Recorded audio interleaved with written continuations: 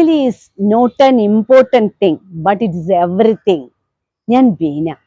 ഞാൻ ഇന്ന് സന്തോഷകരമായ കുടുംബ ജീവിതം എങ്ങനെ സാധ്യമാകും എന്നതിനെ പറ്റിയാണ് പറയുന്നത്. കൂടുമ്പോൾ ഇമ്പമുള്ളതാണ് കുടുംബം. സക്സസ്ഫുൾ മാരേജ് എന്നത് എത്ര വർഷം ഒരുമിച്ച് താമസിച്ചു എന്നതല്ല. പലപ്പോഴും ആളുകൾ പറയാറുണ്ട്, ഞങ്ങൾ 25 വർഷം 30 വർഷം ഒക്കെ ആയിട്ട് ഒരുമിച്ച് താമസിക്കുകയാണ് എന്നത്. Marriage well known therapist Gottman പറയുന്നത്, ലവിന് മേലെ commitment, loyalty, respect, understanding, these are the elements run the relationship. ഭർത്താവ് പറയുന്നത് കേൾക്കാൻ ഒരു ഭാര്യ, ഭാര്യ പറയുന്നത് കേൾക്കാൻ ഒരു ഭർത്താവ്. അങ്ങനെയല്ല റിലേഷൻഷിപ്പ് വർക്ക് ചെയ്യുക. You are an individual, you have a lot of ambitions, desires, wishes, you have individual status. നമ്മളൊരു MNCയിൽ വർക്ക് ചെയ്യാൻ ഉദ്ദേശിച്ചാൽ അവിടെ ഫോളോ ചെയ്യേണ്ടതായ റൂൾസ് ആൻഡ് റെഗുലേഷൻസ് ഉണ്ട്. അത് നമുക്ക് ഇഷ്ടപ്പെട്ടാലും ഇല്ലെങ്കിലും, the moment you decided to work there you have to follow the rules. ഇതുപോലെ തന്നെയാണ് മാരേജിന്റെ കാര്യത്തിലും. As long as you are in the marriage bond you are bound to follow the rules. മനോഹരമായ കുടുംബ ബന്ധം ഉണ്ടാക്കുന്നത് എങ്ങനെ, അതിന്റെ കുറച്ച് വഴികളാണ് നമ്മൾ പറയാൻ പോകുന്നത്. ഒന്നാമത്തേതായി അണ്ടർസ്റ്റാൻഡിങ് ഈച്ച് അതർ. ഭാര്യയും ഭർത്താവും വ്യത്യസ്ത നാട്ടിൽ നിന്ന് വന്നവർ, വ്യത്യസ്ത കൾച്ചറിൽ നിന്ന് വന്നവർ, അതുപോലെ 2 പേരൻസിന്റെ മക്കളുമാണ്.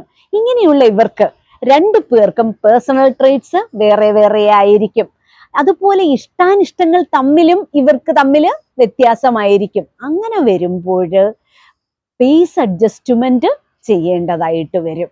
ഉദാഹരണത്തിന്, ഭാര്യയ്ക്ക് നന്നായിട്ട് ഒരുങ്ങാൻ ഇഷ്ടം, അതുപോലെ പുറത്തു പോകാൻ ഇഷ്ടം, ഷോപ്പിംഗ് നടത്താൻ ഇഷ്ടം, ഇതൊന്നും ഇഷ്ടമില്ലാത്ത ഒരു ഭർത്താവുമാണ് എങ്കിൽ ഇവർ തമ്മിൽ നല്ലൊരു കുടുംബ ബന്ധത്തിന് വേണ്ടിയിട്ട് പേസ് അഡ്ജസ്റ്റ്മെന്റ് നടത്തിയേ പറ്റൂ. 2 പേരുടെ ആഗ്രഹങ്ങളും പരസ്പരം മനസ്സിലാക്കി, എന്നിട്ട് ഒരാൾ കുറച്ചൊന്ന് താഴ്ന്ന് മറ്റേയാൾ അതിന് ആനുപാതികമായി കുറച്ച് മുന്നോട്ട് പോവുകയും കൂടെ ചെയ്താൽ സന്തോഷം നിലനിർത്താനായിട്ട് സാധിക്കും. അതുപോലെ രണ്ടാമത്തേത് വ്യത്യസ്തതയെ അംഗീകരിക്കണം എന്നതാണ്. ഒരു ഉദാഹരണം പറയാം. മാരീഡ് ആയിട്ടുള്ള കുറച്ചു പേരുടെ ഒരു കൂട്ടം അവര് കൂടുന്ന സമയത്ത് ഒരാൾ തന്റെ ഭാര്യയെ പറ്റി പറഞ്ഞു, എൻ്റെ ഭാര്യ വളരെ നല്ലവളാണ്, ഞാൻ എന്ത് പറഞ്ഞാലും ഉടനെ ചെയ്യും, അതുപോലെ എല്ലാം കണ്ടറിഞ്ഞ് ചെയ്യുന്നവളാണ്, ഞാൻ യാത്ര പോകുന്ന സമയത്ത് അവൾ എല്ലാ സാധനവും കാറിൽ കൊണ്ടുവച്ചിട്ട് എൻ്റെ കാറ് കണ്ണിൽ നിന്ന് മറയുന്നത് വരെ അവൾ കൈവീശിക്കൊണ്ട് നിൽക്കുകയും ചെയ്യും, അങ്ങനെ വളരെ നല്ല ഭാര്യയാണ് എനിക്കുള്ളത്. ഇത് കേട്ടുകൊണ്ട് നിന്ന മറ്റൊരാള് തന്റെ ഭാര്യയെ പറ്റി ചിന്തിക്കാനായിട്ട് തുടങ്ങി.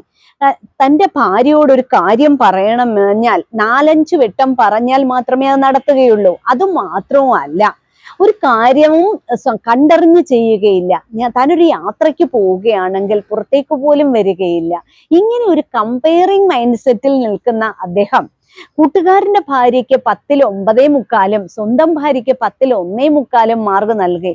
അങ്ങനെ ആകെ ഇറിറ്റേറ്റഡ് ആയിട്ട് നിൽക്കുന്ന അദ്ദേഹം ഒരു കാര്യം ചിന്തിക്കണം, എല്ലാ വ്യക്തികളും വ്യത്യസ്തരാണ്. നമ്മൾ അത് മനസ്സിലാക്കാൻ ശ്രമിക്കുകയാണ് വേണ്ടത്. നമ്മുടെ അതേ മാനസികാവസ്ഥയിലുള്ള ഒരാളെ കിട്ടണമെന്ന ആഗ്രഹം, എന്നാൽ അങ്ങനെ ഒരാളില്ല എന്ന പ്രപഞ്ച സത്യം നമ്മൾ മനസ്സിലാക്കണം. എക്സ്പെക്ടേഷൻ വേഴ്സസ് റിയാലിറ്റി ആണിത്. എല്ലാ മനുഷ്യരും അവർ ജനിച്ച കുടുംബം, വീട്, നാട് ഇതെല്ലാം കൊണ്ട് വ്യത്യസ്തരാണ്. അതിനാൽ അവരുടെയൊക്കെ ചിന്താഗതിയും കാഴ്ചപ്പാടും വ്യത്യാസമായിരിക്കും. അടുത്തതായിട്ട് ക്വാളിറ്റി ടൈം സ്പെൻഡ് ചെയ്യുക എന്ന് പറഞ്ഞാല് നല്ല കമ്മ്യൂണിക്കേഷൻ വേണം, മനസ്സ് തുറന്ന സംസാരം വേണം പാർട്ട്നേഴ്സ് തമ്മില്. കൂട്ടുകുടുംബം ആയിരുന്നപ്പോൾ ഇതൊക്കെ ഉണ്ടായിരുന്നു. എന്നാൽ ഇപ്പോൾ ന്യൂക്ലിയർ ഫാമിലി ആയപ്പോൾ കമ്മ്യൂണിക്കേഷൻ വളരെ കുറഞ്ഞു. സംസാരം ബന്ധങ്ങളുടെ അടിസ്ഥാനമാണ്. ദിവസവും 1/2 മണിക്കൂറോ 1 മണിക്കൂറോ രാത്രിയോ പകലോ എപ്പോൾ വേണമെങ്കിലും സൗഹൃദ സംഭാഷണം പാർട്ട്നേഴ്സ് തമ്മിൽ നടത്താം. ഇത് പഴയ കഥകളോ ഓഫീസ് കഥകളോ അതുപോലെ റൊമാൻറ്റിക് കാര്യങ്ങളോ എന്തുമാകാം. ബെഡ്റൂം എന്നത് കിടന്നുറങ്ങാനുള്ള സ്ഥലം മാത്രമല്ല, അവ ശാരീരികവും മാനസികവുമായ അറ്റാച്ച്മെന്റ് രൂപപ്പെടുത്തേണ്ട ഇടം കൂടിയാണ്. ഈ ഉറങ്ങുന്നതിന് മുമ്പ് നമുക്ക് സ്നേഹത്തോടെ നമ്മുടെ ആഗ്രഹങ്ങളെക്കുറിച്ചും മക്കളെക്കുറിച്ചും നമ്മുടെ ഭാവിയെക്കുറിച്ചും ഒക്കെ പരസ്പരം സംസാരിക്കാവുന്നതാണ്, മനസ്സ് തുറന്ന്. അതുപോലെ സ്വകാര്യതകളൊന്നുമില്ലാതെ ഭാര്യാഭർത്താക്കന്മാർക്കിടയിൽ മനസ്സ് തുറന്ന് സംസാരിക്കാൻ സാധിക്കണം. ഭാര്യ ടോക്കറ്റീവ് ആണെങ്കിൽ ഭർത്താവ് നല്ലൊരു ലിസണറാകാം. അടുത്തത് പരസ്പരം അഭിനന്ദിക്കുക എന്നതാണ്. ഭാര്യ ഉണ്ടാക്കുന്ന ഭക്ഷണം നന്നായിട്ടുണ്ടെന്നും ഭർത്താവ് വെൽ ഡ്രസ്ഡ് ആയിട്ട് പുറത്തേക്ക് പോകുമ്പോൾ നല്ല ഭംഗിയുണ്ടെന്നും ഒക്കെ പറയാം. അതുപോലെ തന്നെ ജോലിയിൽ ഒരു നേട്ടം കൈവരിച്ചാൽ അഭിനന്ദിക്കാം. അതുപോലെ ഇതെല്ലാം തന്നെ സ്നേഹം വർദ്ധിപ്പിക്കും. അടുത്തതായിട്ട് കുറ്റം പറച്ചിലുകൾ ഒഴിവാക്കാം. എങ്ങനെയാണെന്ന് വെച്ചാൽ, ഒരു വഴക്കുണ്ടാകുമ്പോൾ ഞാൻ അങ്ങനെ ചെയ്തിട്ടുണ്ട്, ഞാൻ കാരണമാണ്, എനിക്ക് നിന്നെ ഇഷ്ടമാണ്, ഇങ്ങനെയൊക്കെ പറയാം. അതായത് സ്വന്തം കാര്യം പറയുക, മറ്റേയാളുടെ കാര്യം പറയാതിരിക്കുക. അതായത് യുവിന്റെ ഉപയോഗം ഒന്ന് കുറയ്ക്കുക, ഐയുടെ ഉപയോഗം കൂട്ടുക. ഒരു വഴക്കുണ്ടാകുമ്പോൾ സംസാരിക്കാൻ തുടങ്ങിയാൽ നമ്മൾ വായിൽ തോന്നുന്നതൊക്കെ വിളിച്ചു പറയും. അതിനേക്കാളും നല്ലത് പറയാനുള്ളത് എഴുതി കൊടുക്കാം. അതുപോലെ സമാധാനമുള്ള ഒരു കുടുംബം ഉണ്ടാകാനായിട്ട് ഇങ്ങനെ വഴക്കുകൾ ഒഴിവാക്കാവുന്നതാണ്, ഈ തർക്കങ്ങളൊക്കെ ഒഴിവാക്കാവുന്നതാണ്. അഥവാ നമ്മൾ എല്ലാ വീടുകളിലും തർക്കങ്ങൾ ഉണ്ടാകാറുണ്ട്. പക്ഷെ ഈ തർക്കം ഒരു ദിവസത്തിൽ കൂടുതൽ പോകരുത്. ആദ്യം ആരും മിണ്ടും എന്നത് ചിന്തിക്കാതെ പരസ്പരം നമ്മൾ സോൾവ് ചെയ്ത്, പരസ്പരം മുറിവേൽക്കുന്ന വാക്കുകൾ പറയാതെ, ചെറിയ കാര്യങ്ങളിൽ വഴക്കുണ്ടാക്കാതെയൊക്കെ നമുക്ക് നല്ല രീതിയിൽ കുടുംബം മുന്നോട്ട് കൊണ്ടുപോകാം. വിശ്വാസ്യത കാത്തു സൂക്ഷിക്കുക. ചിലർ പാസ്റ്റിലേക്ക് ചികയുന്നതായിട്ട് കാണാം. ഭാര്യയോട് ഭർത്താവ് ചോദിക്കുന്നു, നിനക്ക് കോളേജിൽ പഠിച്ചിരുന്ന സമയത്ത് പ്രണയം ഉണ്ടായിരുന്നു എന്ന്. അപ്പൊ ഭാര്യ മിണ്ടാതിരിക്കുന്ന കണ്ടിട്ട് ഭർത്താവ് തൻ്റെ പഴയകാല പ്രണയത്തെപ്പറ്റി വർണ്ണിക്കുകയാണ്. ഇത് കേട്ടിട്ട് ഭാര്യയും തൻ്റെ പഴയകാല പ്രണയത്തെപ്പറ്റി പറയാൻ തുടങ്ങി. ഇത് കഴിഞ്ഞപ്പോഴേക്കും ഭർത്താവിൻ്റെ മുഖം മാറി, അദ്ദേഹത്തിന് ദേഷ്യം വന്നു. അതോടുകൂടി അദ്ദേഹത്തിന് സംശയമായി തുടങ്ങി. അതോടെ ആ ബന്ധത്തിൽ അസ്വാരസ്യമുണ്ടാകുകയും ചെയ്തു. കൗമാരപ്രായങ്ങളിലൂടെ കടന്നു പോകുമ്പോൾ അതിൻ്റെ ചാപല്യങ്ങളിൽ പെട്ട് ആരോടെങ്കിലും താല്പര്യം തോന്നുക എന്നത് ദാമ്പത്യത്തിന് മുൻപേ ഉള്ള കാര്യമാണ്. അത് ദാമ്പത്യത്തിലേക്ക് കടന്നു വരാൻ പാടില്ല. കൂട്ടായ തീരുമാനം.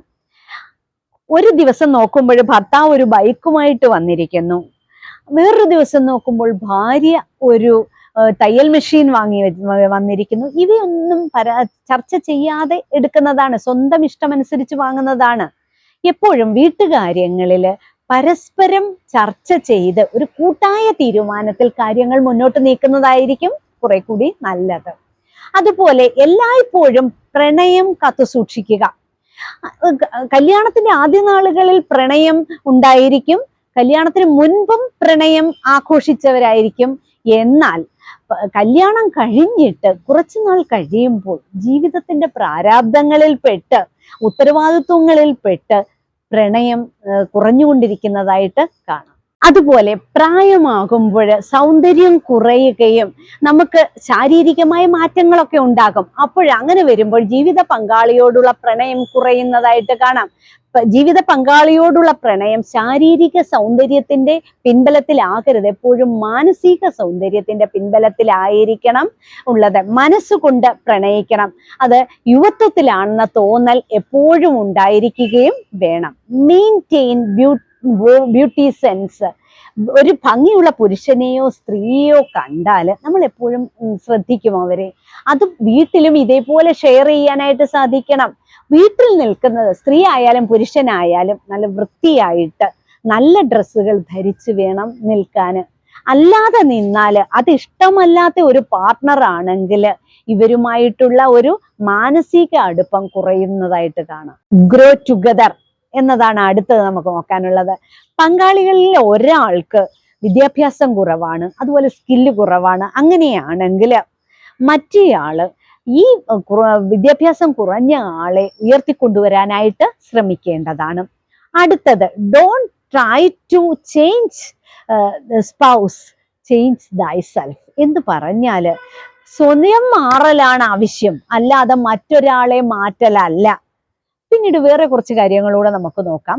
മാസത്തിൽ ഒരിക്കലെങ്കിലും കുടുംബത്തിനോടൊപ്പം സിനിമയ്ക്കോ പാർക്കിലോ ബീച്ചിലോ ഒക്കെ പോകുന്നത് വഴി നമ്മളൊന്ന് റിഫ്രഷ് ആകും. ആൾക്കാരെയൊക്കെ കണ്ടു കഴിയുമ്പോഴത്തേന് നമ്മളൊന്ന് ഫ്രഷായി മാറും. അതുപോലെ തന്നെ വീട്ടിലെ കാര്യങ്ങളിലായാലും മറ്റു കാര്യങ്ങളിലായാലും പരസ്പരം സഹായിക്കാവുന്നതാണ്. കുടുംബജീവിതത്തില് ഭാര്യാഭർത്താക്കന്മാർക്കിടയിൽ ഊഷ്മളമായ ഒരു ബന്ധം ഉണ്ടെങ്കിൽ മാത്രമേ അത് കണ്ടു വളരുന്ന കുട്ടികൾക്കും ഒരു ഊഷ്മളമായ ജീവിതം ഉണ്ടാവുകയുള്ളൂ. അപ്പോൾ അങ്ങനെ ഒരു തലമുറ ഉണ്ടെങ്കിൽ മാത്രമേ നാട് നന്നാവുകയുള്ളൂ. ജീവിത പങ്കാളി നമ്മോടൊപ്പം ജീവിതകാലം മുഴുവൻ നിൽക്കേണ്ട ആളാണ്. നമ്മുടെ തളർച്ചയിലും വളർച്ചയിലും നമ്മളോടൊപ്പം നിൽക്കേണ്ട ആളാണ്. അപ്പോൾ നമ്മുടെ മനസ്സിൽ ആ ജീവിത പങ്കാളിക്ക് ചെറിയ സ്ഥാനമല്ല കൊടുക്കേണ്ടത്, വളരെ മഹത്തരമായ ഒരു സ്ഥാനം തന്നെ കൊടുക്കണം. എല്ലാവർക്കും നല്ല ഒരു കുടുംബ ജീവിതം ഉണ്ടാകട്ടെ. Thank you very much.